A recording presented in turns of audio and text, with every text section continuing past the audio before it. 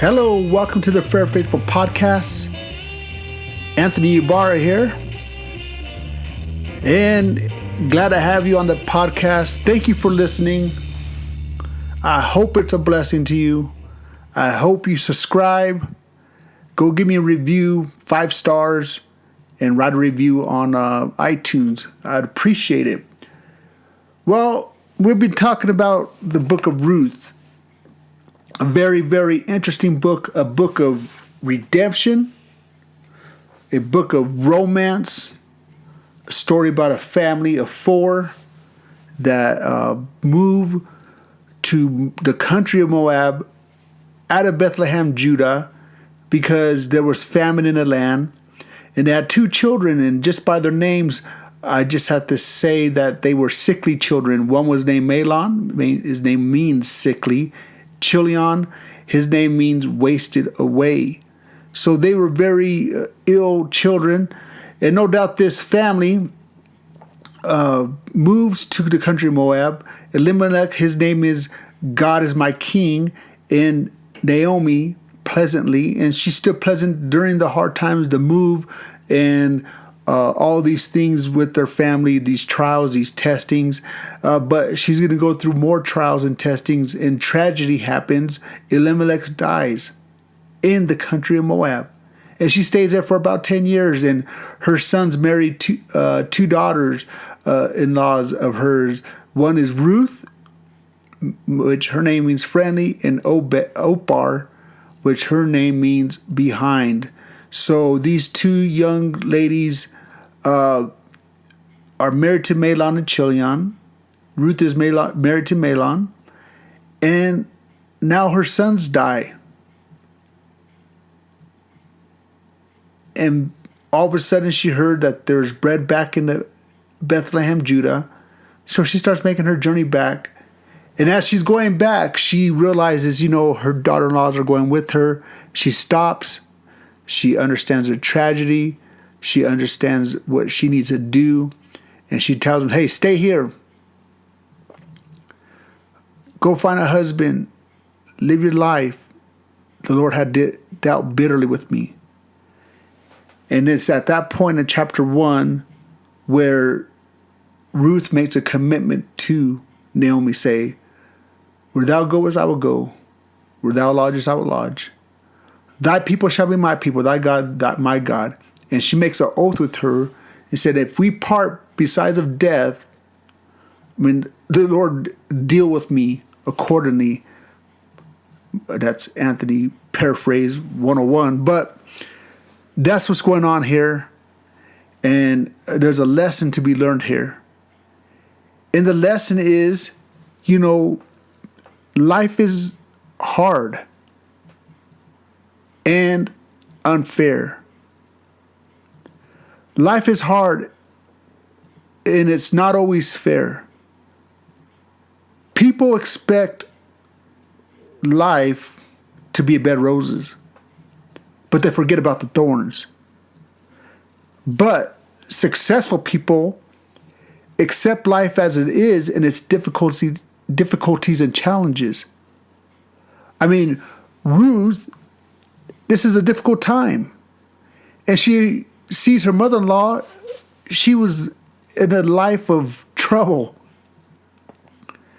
Job 4:7 says, yea, a man is born unto trouble, as a spark fly upward. I mean, her life was full of trouble. She's married to Elimelech, who is a godly man. He made God king of his life. There's a judgment going on in Bethlehem, Judah. There's famine there. She has 2 sick children.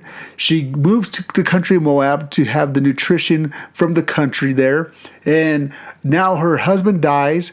Then her 2 sons die. This lady is life's full of trouble as the sparks fly upward. I mean, this world is not going to devote itself to you to make you happy. It's just not. Trials are going to come. Testing is going to come. 6 days are going to come. I mean, when you're unhealthy, those days are going to come. You're going to get old. Financial trouble is going to come to you. Spiritual problems might come in your life. I mean, mentally, you might not have the capacity to be the brightest person that you think you ought to be. I mean, you might have some social difficulties, but this world is not going to devote itself to make you happy. But once we accept that life is hard and not always fair, this is when we see Ruth growing. Because life is not always fair. Bad things do happen to good people. I would say Elimelech was a good guy. Naomi was a pleasant lady. They had 2 sons that were obviously good, godly children, a little bit sick, but were willing to listen to their father in the guidance of their mother. Bad things are going to happen. Benjamin Franklin said, those things that hurt, they instruct. So when life gets hard and life is unfair and bad things happen, you have to take those things that hurt and they will instruct you about life. They'll teach you the kind of person that you are. And maybe there's something you're doing wrong. It's going to give you instruction to make things right. So what will become of this life depends not on condition, but the decision that these people make. Naomi, whose name is pleasantly, she becomes bitter. Ruth remains her friend. Orpah, wanting to follow her, but took heed to Naomi's words, she stood behind, giving her name behind, Orpah.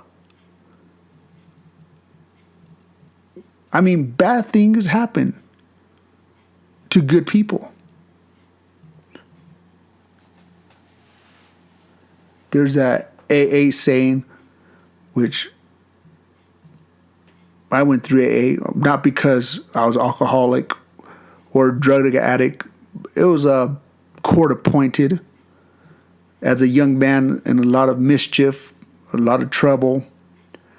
But it said, God, this is what they say at the end of their meeting. They say, God, grant me the serenity to accept the things I cannot change. Why? Because there's some things in your life you just cannot change.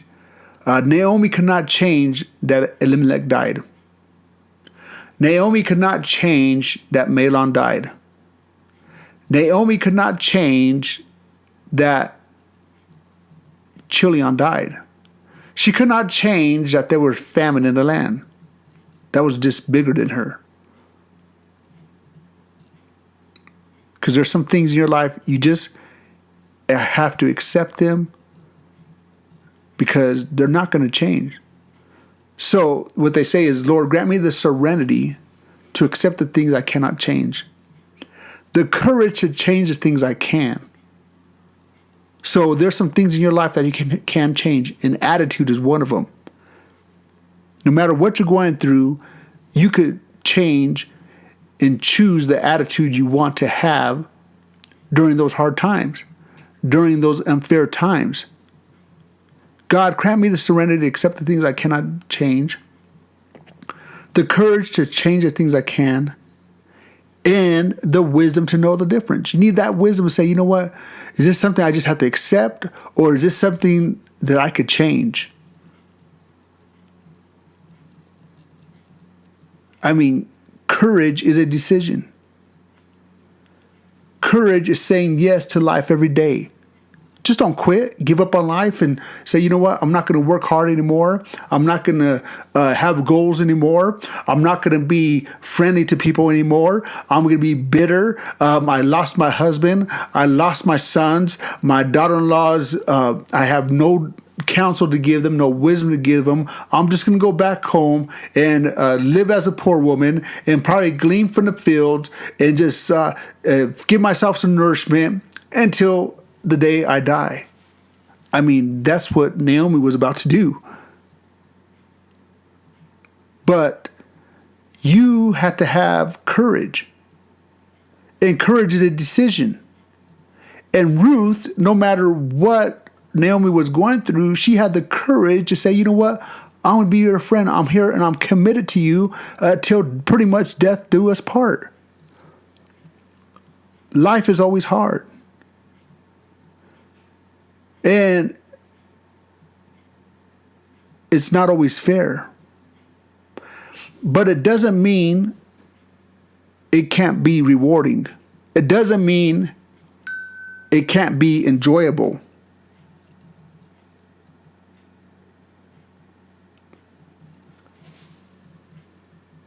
So, I just want to talk to you real quick out of the book of Ruth. And maybe this one lesson that you got to understand. Life is hard and not always fair.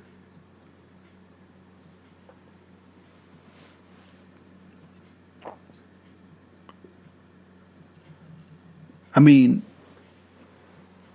but it can be good, rewarding, and enjoyable.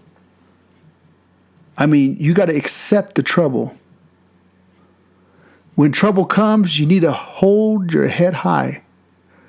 I mean, you need to look in the eyes of your troubles and say, I will be bigger than you. You cannot defeat me. That's what you need to do. That's what you need to do. Hey, and when things get hard inside your marriage, and it's a difficult time, it's a hard time, there's some certain things that you need to do, that you need to practice during these hard times. Hey, when things get hard, it's not a time to quit. It's a time to give to your partner. It's a time to inspire one another. This is a time where you bring your highest self to the relationship. Yeah, times are hard right now. I mean, financially, I don't have a son. I don't have a husband. I don't have nobody go work for me. That's what Naomi's thinking right now. But it was not her time just to quit. She had 2 daughter-in-laws there. She has Ruth there. And thank God that Ruth, she's going to bring her higher self to this relationship.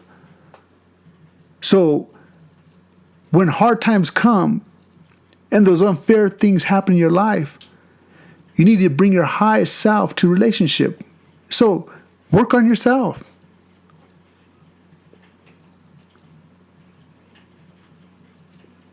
Bring your highest self to relationship. Challenge yourself to love your husband and wife better. I mean, you got to look for what was to be bitter and make it better. You have to ask yourself, how can I improve? How can I love my husband more? How can I love my wife more? Number 3, this is a time where you have to be the spiritual leader. This is a time where you have to get into your Bible. This is a time where you have to pray and get close to God and making sure that, hey, yourself, your life is better. That you are the spiritual leader inside your life. You can't wait for your husband to be the spiritual leader. You can't wait for your wife to be the spiritual leader. This is a time where you say, I'm going to be the spiritual leader in my life. When life gets hard and unfair, practice compassion. Be sympathetic in the suffering and misfortunes of others. I mean, Ruth could have said, wow, look at Naomi. She's bitter. I remember she was a kind lady, but I can't take to know what she did. I'm her friend. And though she's going through a hard time, she was sympathetic to that. She had compassion on her. And she was realizing that, hey, she was going to practice this compassion. I mean, she took the high road. Her response was empathetic. She was not defensive. When she said, hey, go back home. Go find yourself a husband. I have no other sons. And if I did have one today, are you going to wait to marry her? Wait to marry him? No, she did not get defensive. I mean, she had compassion. And sometimes when our husbands or our wives are going through a hard time, we're not sympathetic, we're not empathetic, we get defensive. But don't do that. You have to be compassionate. Don't defend your own behavior.